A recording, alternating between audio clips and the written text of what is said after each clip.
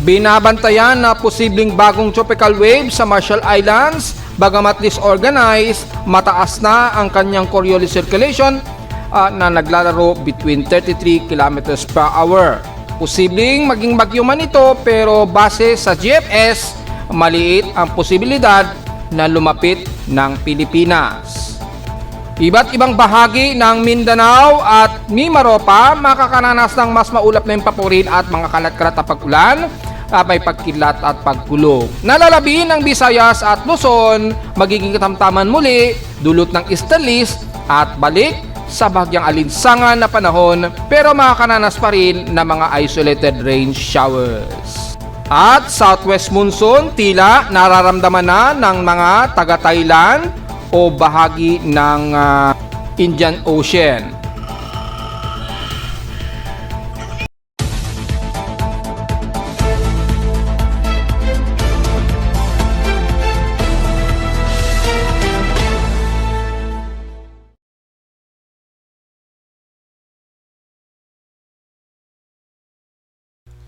Hello, good morning mga folks. Welcome po muli sa ating Daily Weather Bulletin at Analysis para sa araw ng Huwebes, May 21, 2026. Ang oras sa ating Voice Prime Umaga ay alas 10:41 na ng umaga. Bagamat nang nanumbalik muli ang Istalisa dito sa silangang bahagi ng bansa, kaya magdudulot muli tayo ng maalinsangang panahon ngayong araw at makakaranas pa rin tayo ng mga kalat-kalat na pag-ulan. Bunsod na rin ng ilang water precipitation dito sa silangang bahagi pa rin ng Luzon, kabilang na ang Camarines Norte, yan sa Southern Luzon, at ilang bahagi pa rin dyan sa may bandang paligid po ng Quezon Province, sa may bandang Aurora Region, or maaring umabot sa ilang bahagi pa rin ng Cagayan Valley. Kung titingnan natin ng malapitan ang Doppler radar imagery, ay mapapansin natin mga folks ay ang accumulated ng water precipitation masyadong accumulated dito sa bahagi pa rin ng Bicol region. Ayun, no?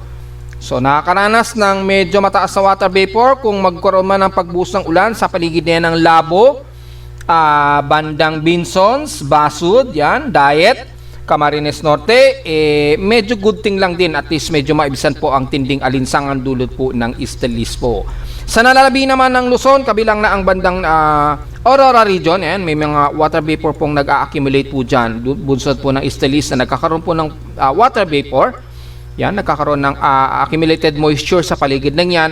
Expected po ang mga ilang isolated rain showers at localized thunderstorms, lalo na sa bandang hapon po. Kagaya lang din po kahapon po. So far, wala tayong aktibong lightning strikes. So far, meron tayong mga at least 8 to 9 lightning strikes. Pero sa pinaka-real time natin, at least meron tayong 5 active lightning strokes. Malayo naman ito at wala masyadong malapit sa amin sa Caloocan. So far, pinakamalapit, around 59 kilometers mula sa amin sa Caloocan. Yan, so may na-detect pa rin ng mga lightning strikes o lightning pulse ang ating lightning detector system o lightning detection system. Yan, despite na napakalayo o wala sa out of range masyado sa amin sa Caloocan. Nakataas din ang thunderstorm advisory mula sa Data PD Pag-asa na makikita sa ating dashboard. Usually ay ang areas ng Visayas area, kabilang na ang Palawan. Usually, Mimaropa, apektado daw ng posibleng moderate and heavy rain showers po. So within 30 minutes ang nakataas dito sa bandang Somfriono, Española at Quezon. Yan, 1 to 2 hours naman na effectivity nito sa may bandang Brooks Point. So kung umulan man, magdala lang ng payong, pero good thing po yan, at least medyo maibsan ang alinsangan. Sa NCR naman, nakataas naman, within 12 hours daw, ang advance o extended forecast na maaari tayong magkaulan sa Metro Manila o isolated rain showers. Kasama na ang Metro Manila, Bulacan, Rizal, Laguna at Cavite.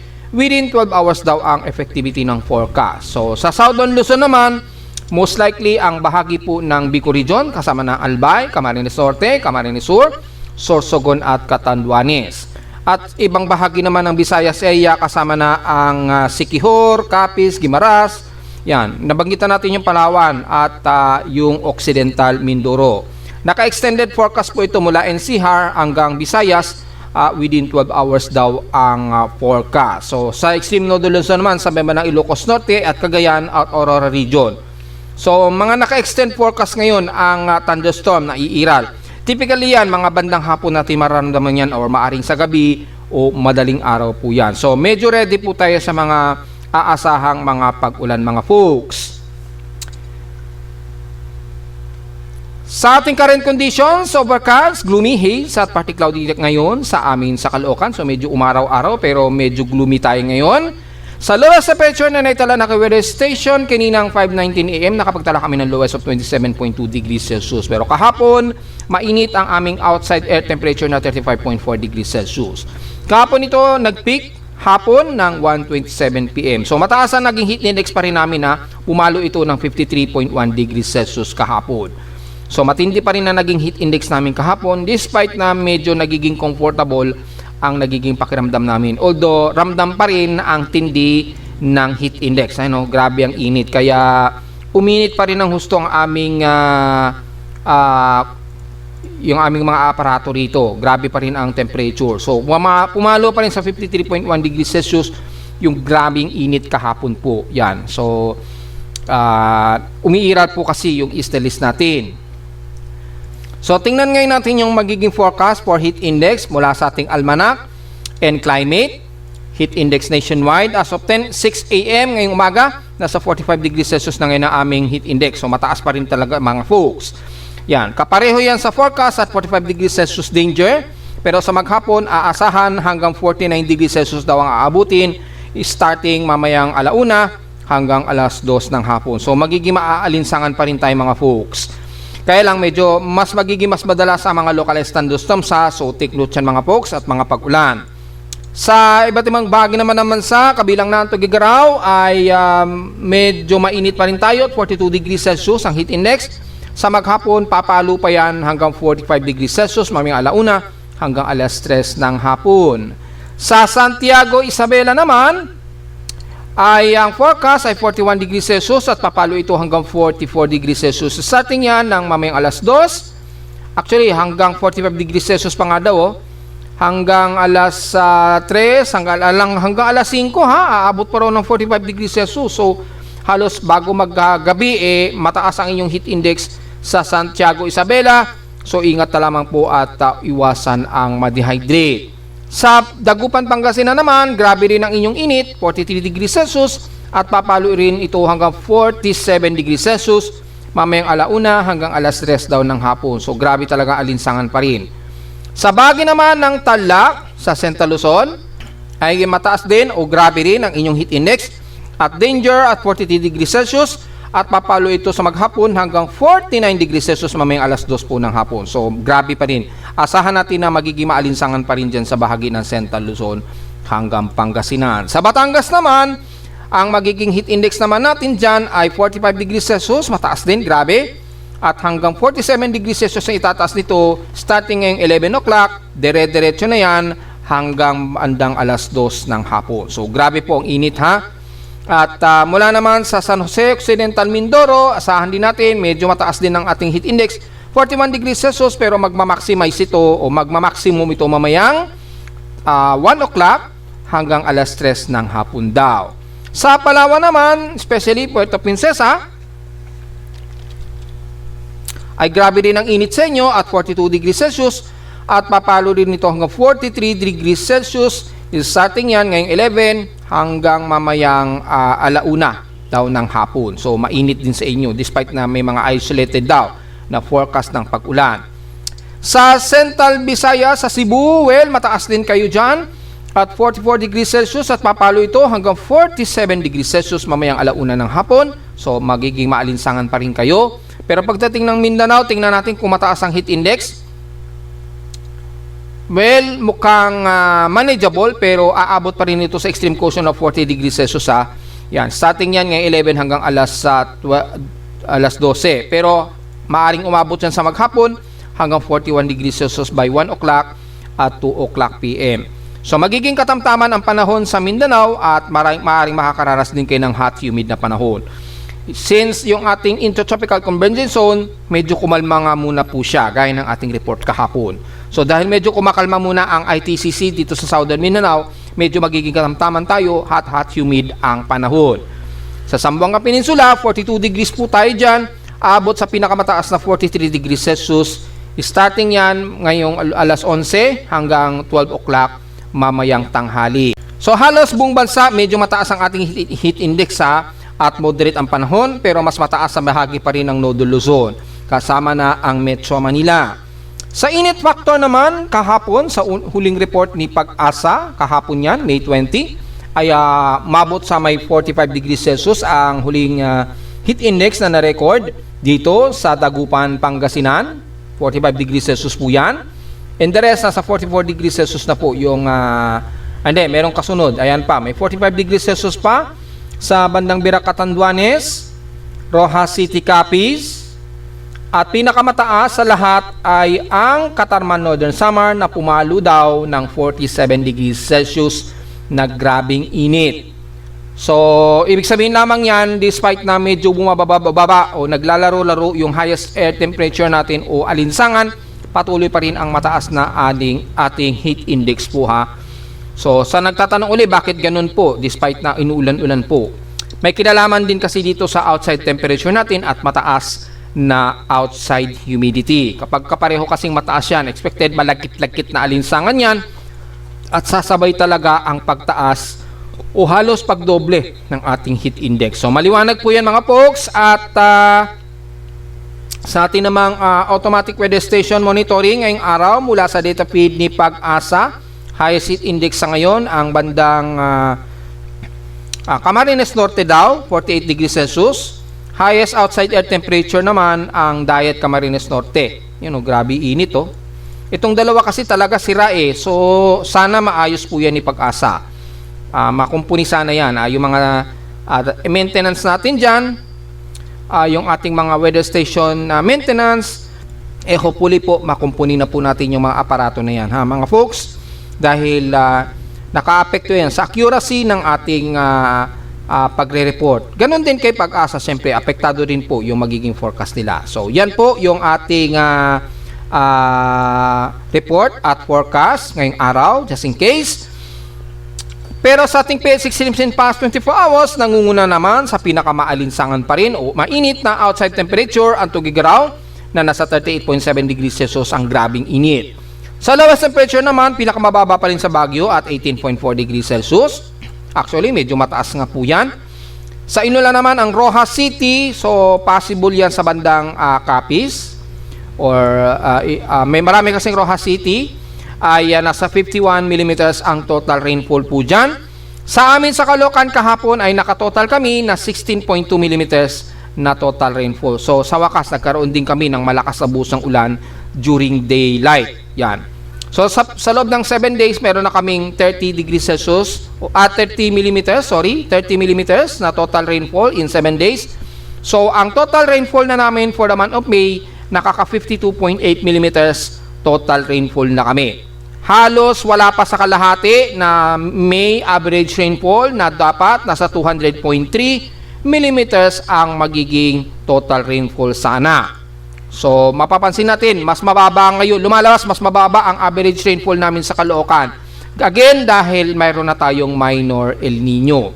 Ang temperature natin, ang sea-surface temperature ng minor El Nino natin, at least 0.36. So, pasok pa rin yan sa pagiging neutral. Wala pa siya sa 0.5. Pero, patungo na siya sa ascending ng El Nino phenomenon. Ibig sabihin, umiinit na po yung sea-surface temperature dyan sa may pagitan po ng Mid-Pacific po. Yan.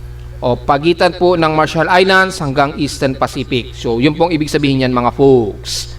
At sa atin namang outside humidity, 78% po tayo. Medyo pataas. Senyales na mataas na naman ang ating alinsangan At tumaas ito ng 4% since last hour. 1,009 hectopascals po ang ating barometric reading instead dito since last hour. So, mukhang wala tayong thunderstorm sa amin sa Caloocan. Well, tingnan natin mamayang maghapon. At sa atin namang high tide, low tide status, pa-high tide po tayo. So, asahan natin hanggang mahigit sa 1 meters po ang taas ng ating sea level. Ingat na lamang po sa mga papalaot sa silangang bahagi pa rin naman sa at bandang La Union po. Malakas po yung alon dyan at delikado dahil sa magiging mataas ang ating sea level. Eksakto mamayang alas 12 po. Yan, ingat na lamang mga folks. Manatiling moderate ang ating air quality mga folks at 69 index. So magmas po tayo sa mga sensitibong mga baga. At sa ating namang almanak, sumikat ang haring araw kaninang 5:26 AM at lulubog po ito mamayang 6:18 PM. At sa ating waxing crescent na po at 24% illuminated na po na liwanag ng buwan. Yan, expected natin magmo-moonrise pa lamang po yan, ha. Tila hindi yata gumagana yung ating Solas sun posa. Yan. Bakit kaya? Tingnan natin yung sun position. Ano nangyari? Para makita nyo yung actual. Ayun. Error fetch dun sa isang image ng NOAA. So, mukhang hindi gumagana yung web page ng NOAA. So, wala tayong available na sunrise and sunset. Pero makikita natin ay kaka-moonrise pa lamang po. Yan, oh. Yung ating moon. Ayan, oh. So, nag-moonrise po yan. Makikita natin dito, ha, sa ating monitoring. Para makita natin. Moonrise, 9:49 AM. At inasang ngayong umaga, nag-moonrise po siya, 9:49 AM. At lulubog po yan mamayang 11:03 PM po. Mamaya. Yan. At least makikita pa rin natin despite na hindi gumagana yung NOAA thumbnail. So, antayin na lang natin na maayos po ni NOAA yan. Yan. Wala po tayong magagawa. Minsan, ganun talaga. Hindi permanente lahat ng data. Hindi permanente, kaya gradually nating minomonitor yung ating webpage at inaayos agad natin. Yan. So, sa atin namang local weather outlook para ngayong Thursday and Friday, expected po ang partly cloudy sa maghapon. Yan, sa maghapon daw at asahan daw ang localized thunderstorms. May chance na pag-ulan, 80 to 84% chance. Bukas ng Friday ay ganun din, maglalaro. Ang chance na pag-ulan, 80 to 84%. Pero magiging mas maulap tayo sa hapon, may kasamang localized thunderstorms. So, sa buong linggong ito hanggang this coming weekend po, expected natin na magiging partly cloudy tayo at may mga localized thunderstorms daw. Naglalaro, 20 to 30% pagdating niyan ng Sabado hanggang Linggo daw. Well, tingnan po natin mga folks dahil gaya nating sinasabi, next week, yan na po ang transitioning o nitong weekend, magsisimula na ang transitioning natin from hot dry season to habagat season. So, diretso agad tayo sa ating ginagamit na satellite imaging. Makikita po natin ang pag-iral po ng frontal system Mayu front. Ayan, sa bandang China at Taiwan. Nakakaranas sila ngayon yan ng series of localized thunderstorms.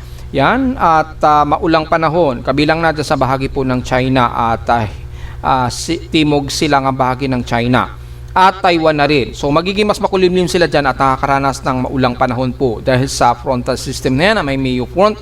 Pero pagdating sa atin ay umiiral na naman yung subtropical ridge. Medyo umiiral na naman dito. Well, titingnan natin kung mataas ang atmospheric pressure natin. Pero tila nagiging clear and dry na naman ang paligid natin dito sa hilagang silangan ng bansa. So probably ay meron na namang umiiral dyan na subtropical ridge at easterly trade winds. At dahil sa meron tayong easterlies, makakaranas tayo ng mas maalinsang panahon sa iba't ibang bahagi na ito ng bansa, kabilang na ang Luzon hanggang Visayas po. Unahin natin ang hilagang bahagi ng Luzon. Makikita natin clear skies halos ang buong Nodo Luzon. Partly cloudy lamang tayo. Kabilang na dyan sa babahagi ng Cagayan Valley. At nakakaranas ng mga forecast ng mga localized thunderstorms dito sa paligid na ito ng Cagayan Valley hanggang dito sa may bandang Southern Luzon. So expected po magiging kalat-kalat na pag-ulan na may pagkilat at pagkulog siguro bandang hapon, gabi o madaling araw.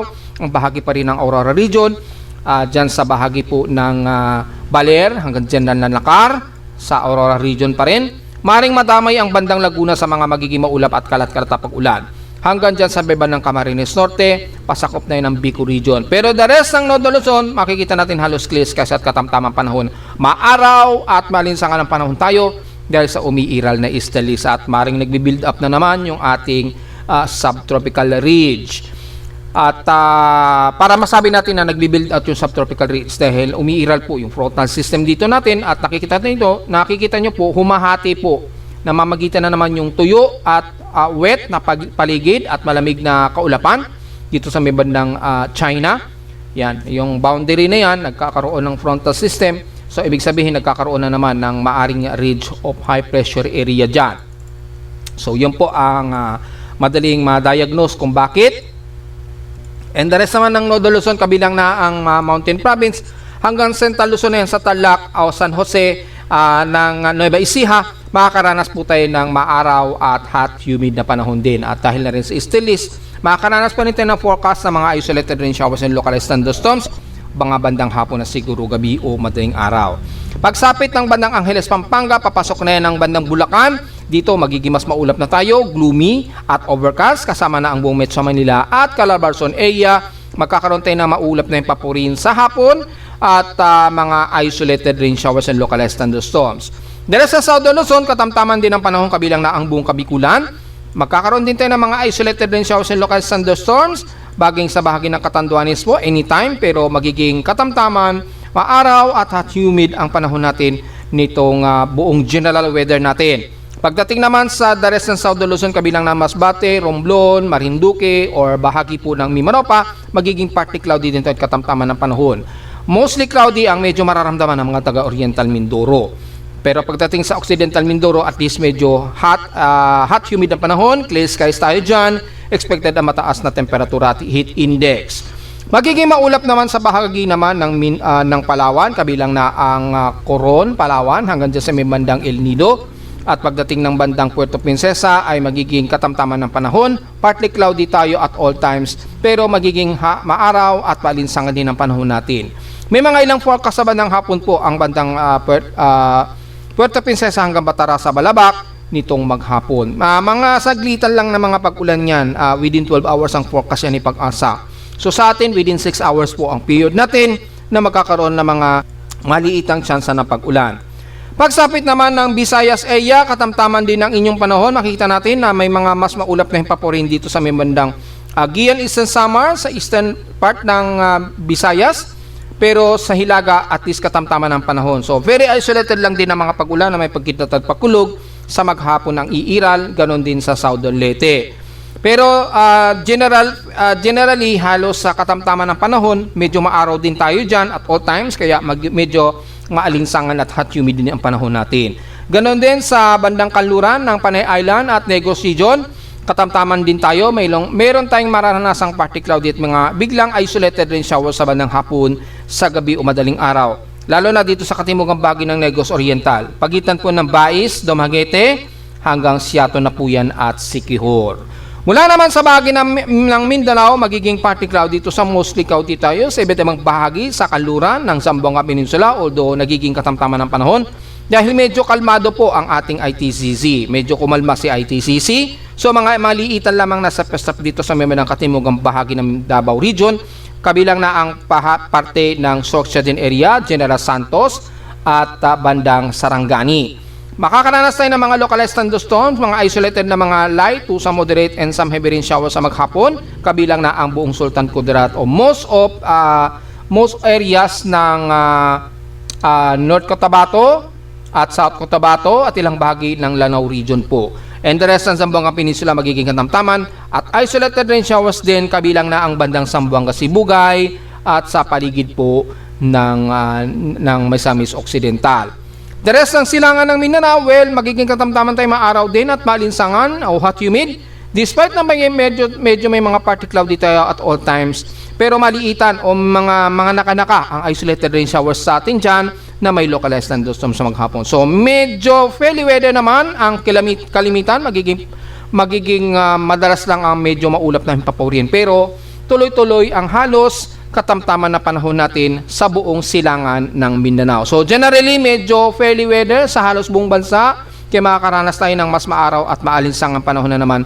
Bunsod yan ng ating umiiral na naman na ridge of high pressure area sa itaas o subtropical ridge at easterly trade wind. Siguro within 48 hours, makakaroon lamang tayo na medyo magiging mas maulap sa katimugang bahagi naman na magdudulot po ng maulang panahon. Yan, i-reload natin yung frame. Reload natin yung frame. Yan. So tingnan natin kung mataas yung water vapor. Kung titingnan natin yung water vapor dito, halos sa katamtaman ang mostly dito sa bahagi ng Luzon. Pero pagdating sa may bandang Visayas at Mindanao, medyo at least mga 15 millimeters ang nag-accumulate din na water vapor. So maaaring magkaroon ng isolated rain showers and localized thunderstorms. Wala halos sa CIMS radar, so medyo katamtaman lang ang panahon.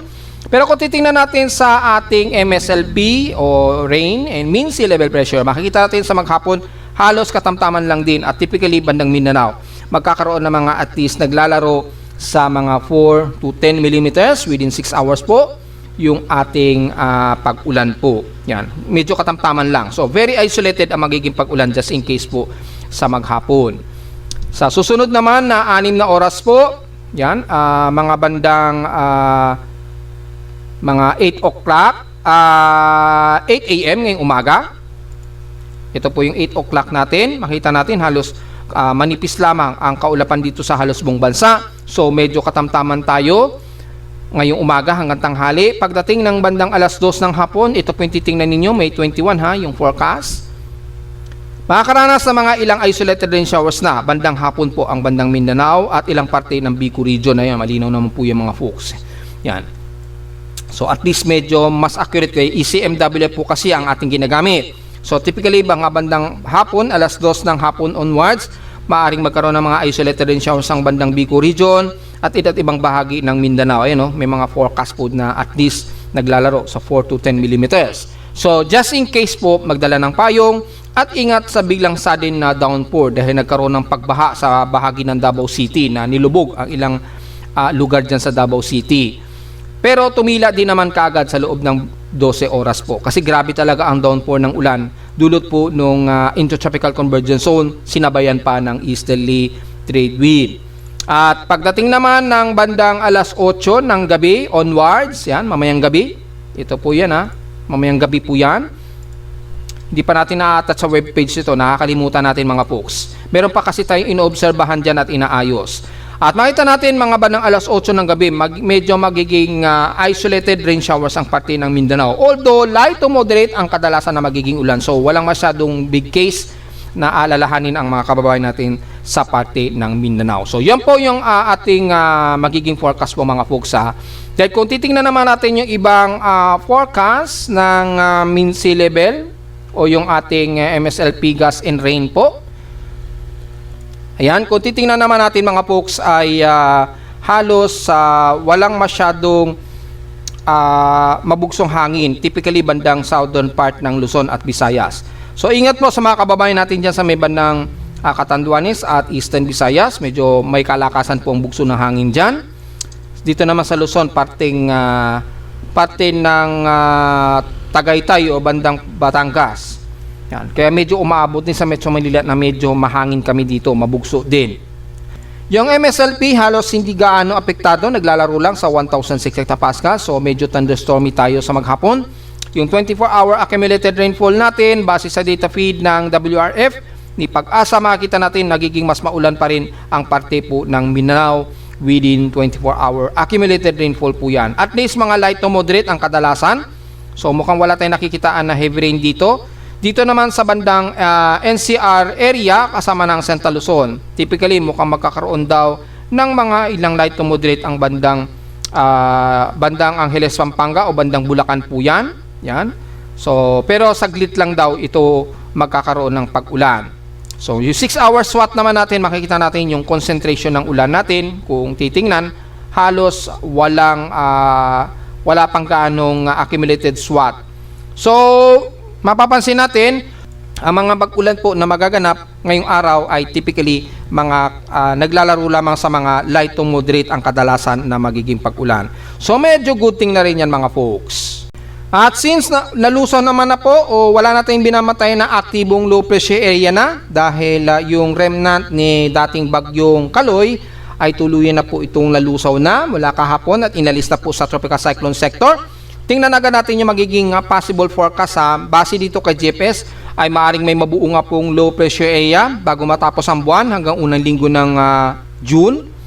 Pero nakikitaan dito na halos hihilaga ang kilos nito o halos hindi ito kikilos pa kanluran at lalapit sa anumang bahagi ng bansa o pumasok ng Philippine Area of Responsibility. However, kay ECMWF wala pa silang nakikitaan na potential na tropical cyclone na maaaring mabuo nitong katapusan hanggang sa unang linggo ng June. Ayun, ito po yung pinakahuling forecast ng ECMWF. Wala. Usually, intertropical convergence zone lamang ang medyo makikitaan natin dito sa katimugan ng bansa.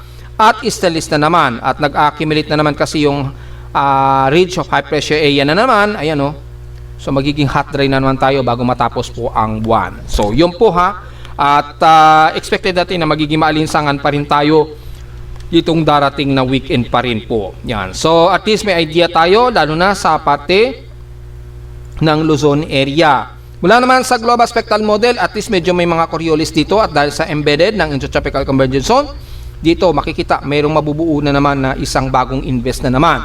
Yan. Extended forecast ito between May 21 hanggang May 26. Ayan, yun yung forecast niya. So ngayong araw, medyo mataas na po yung accumulated ng forecast na magkakaroon po. Which is pinost na nga po natin, di ba, nung kahapon pa. Kung maalala nyo po, meron tayong convergence na ni-report dito sa southeast of Guam. At ngayon ay very accumulated na nga po. Ayan o. Yan, nag-accumulate na po at generated pa rin yung 22 km per hour na upward low, pero dahil under equatorial trough pa ito, ay anytime maaaring humuwalay yan sa equator line at magkaroon na po siya ng organized circulation hanggang sa mga susunod na araw. So babantayin natin yan mga folks dahil medyo nagpapakita na siya ng senyales. Pagdating na pag ganyan na mga kumpul-kumpul na mga kaulapan na yan, mostly cumulonimbus, madalas localized thunderstorm yan na matitinding thunderstorms, then paghiwalay niyan ay magkakaroon na ng upward low yan. Bakit po? Dahil malakas po yung divergence convectivity dyan sa area. Yan ang taas, maabot ng 55 km per hour to 60 km per hour yung kontrahangin sa kanya. So dinadrive in na niya na humuwalay yung convergence, and then magkakaroon na ng mas mataas na upward low na resulta ng pagtaas ng vorticity. Na yan, nagmo-moderate na po yung vorticity rito. Ayun, yan. So makikita natin at yung environmental steering environment, yung galaw ng environmental steering, pakanluran yan. So kapag ka nabuo po yung binamatay natin dito sa may bandang Marshall Islands, typically pagitan dito ay maaaring mabuo yan, and then magkaroon ng pagkilos yan pahilagang kanluran muna yan. Then maghihilagang kanluran yan, mula rito yan, pag nabuo yan dyan, magko-Coriolis, and then bigla raw itong hihilagang pa ganyan. Kasi sasabay siya dito sa environmental steering environment. Hahatakin siya ng isang high pressure area. So iral dito sa atin sa Pilipinas, meron tayong umiiral na ridge of high pressure area. Kaya yung galaw ng bagyo tuloy pahilaga. So medyo mahirapan siyang dumaos-dos dahil umiiral dito ang hot rain na panahon at ridge of high pressure area. Alino po yung ridge of high pressure area o yung subtropical ridge. Sobrang dry ang area na yan, at ito po yung isang high pressure area. So ang tendency, lahat ng bagyong mabubuo usually gumaganyan yan or nalulusaw bago man lang pumasok ng Philippine Area of Responsibility. Ayan, nasa boundary ito ng ridge of high pressure area. So haharangin yung palapit na anumang low pressure area dyan. So yan po yung magiging analysis forecast natin kung sakaling mabuo po itong bagong invest nito. Just in case po walang mauna, kaya kung walang mauna dito sa binabantay natin, ay tatawagin yan as 99W na. Natawag na po si 98W nitong remnants ni Kaloy. So, ang susunod na invest yan, probably 99W na po. Then, after 99W, babalik na naman yan sa 90W. So, ganun lang po magiging cycle niyan. So, yan po yung ating forecast analysis mga folks, at makikita malinaw po na dry po ang paligid na naman ng Northeastern Luzon na resulta ng ridge of high pressure area. So magiging yung ating wind and direction natin, ganun din ang mapapakitaan dito. Ayan, magkakaroon na accumulated hanggang May 26 yung forecast, and then maghihilaga ito. Dito mas mababa yung forecast at makikita medyo mas lalapit daw ito sa pinaka-boundary ng Philippine Area of Responsibility. Kay GFS po kasi dito, magugwam daw siya. Kay Japan Meteorological Agency, mas malapit. Ganyan naman siya. So, hindi pa rin natin inaalis ang posibilidad na ito ay lumapit sa boundary ng Philippine Area of Responsibility, o posible pa rin makapasok yan ng PAR. So, malayo pa po at napaka-uncertain pa rin yung magiging forecast niya kung masusunod kay Japan Meteorological Agency or kay GFS po. Yan. Ito kay GFS, mas masyadong mataas ang kanyang trajectory. Kay Japan Meteorological Agency, kung mapapansin nyo po, mas northwestward ang kilos niya. Halos didikit ito sa pinaka-boundary ng Philippine Area of Responsibility. And then umiiral po yung Intertropical Convergence Zone. So magiging maulan na naman sa parte ng Mindanao nitong huling linggo po ng May po. So medyo abang-abangan po natin yan mga folks, Yung strike probability na i-discuss na natin yan kahapon at ng isang araw. So constant po ha, na maaring kumilos ito pahilagang kanluran, yan, pag ganyan, or maaring mas lumapit pa.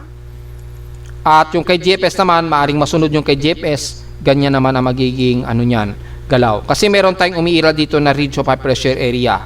Yan. And then may yung central ng high pressure area nandito. So mapipigilan o mahaharang yung paglapit ng anumang bagyo sa Pilipinas. Pero hindi ibig sabihin hindi tayo uulanin, lalo na sa katimugang bahagi ng Mindanao. Paghandaan po natin yan mga folks, dahil posible na naman tayong bahain dyan, lalo na sa City of Davao po mga folks. Samantala sa ulat lindol, well, wala naman tayong masyadong malakas na kasapaginig, hindi kagaya po kahapon at kagabi, nagkaroon tayo ng mga minor earthquakes niyan, at least mga magnitude 3 yan, o 2.8 o magnitude 3.5, yan.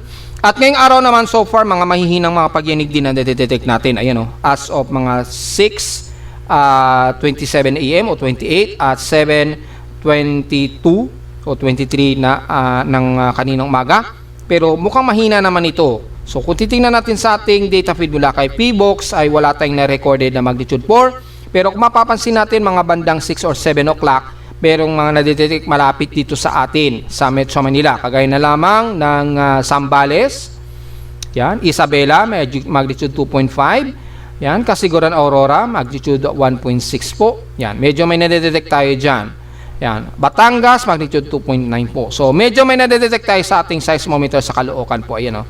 Mahihina naman siya, hindi naman umabot ng magnitude 4. So, wala tayong dapat ikabahala. Pero magiging alisto o medyo mapagbatsyag po tayo sa galaw ng tectonic plates natin. Again, dito po ang malakas ang pressure points at dito sa may ng hilagang kanluran ng Luzon. Yan ang medyo tututukan natin maigi ha. Yan, yung pressure points na yan na ini-indicate natin palagi kapag nagkakaroon ng mas mataas na clustered earthquakes. So, marami na pong registered earthquakes pero wala tayong naitala dito ayon kay PBOX na kahit isang magnitude 4. So, diretso agad tayo sa ating historical earthquake data. Yung historical earthquake data natin for the month of May 2026. Ayan, so for the month of May 2026, meron na tayong total of 669 earthquakes. 640 dito is magnitude 2.0 pataas, 25 sa magnitude 4, at natiling tatlo ang ating magnitude 5 at isang magnitude 6.0 pataas. So, tingnan natin kung may gumagamit pa rin. Ayun, meron pa rin gumagamit ha. Merong kababayan tayo na nagbibilang ng mga total earthquakes. Pinag-aaralan nila yung historical earthquakes. So, may chumek ng clustered earthquakes natin sa base dito. Yan. So, chinek na siguro yung month of February tsaka March. Kinumbine niya. So, binilang niya siguro kung ilan yung total. Yan. Tinignan niya rito. So, 1,797 yung total earthquakes nung binilang niya. Anong year kaya yung tinignan niya? 2023. So, 2023 yung tinitingnan niya. 2023. So, reset na po natin. So, yan po yung ating latest ng bilang na ating total earthquakes ngayon. Kung titingnan natin ngayon ha sa ating historical earthquake data, yung ating annual earthquake frequency by magnitude, napakababa pa rin no, total earthquakes natin. Kasama ang magnitude 1.0 ay nasa 7,294 pa lamang tayo. Pero kung hindi natin isasama yan, nasa total of 4,982 pa lamang tayo. So, kukonti. Hindi kagaya last year, nasa 14,992 po. Hanggang December na siya. So, tingnan natin ha. Last year, ang may pinakamataas pa rin tayo na recorded na total earthquakes. It's supposed to be dapat 2024 ang pinakamataas. Hindi natin na-expect. Mas mahigitan pa pala nung nakarang taon na may pinakamarami tayong total earthquakes. At narito naman ating 3-day weather forecast para sa araw ng Huwebes, May 21, 2026.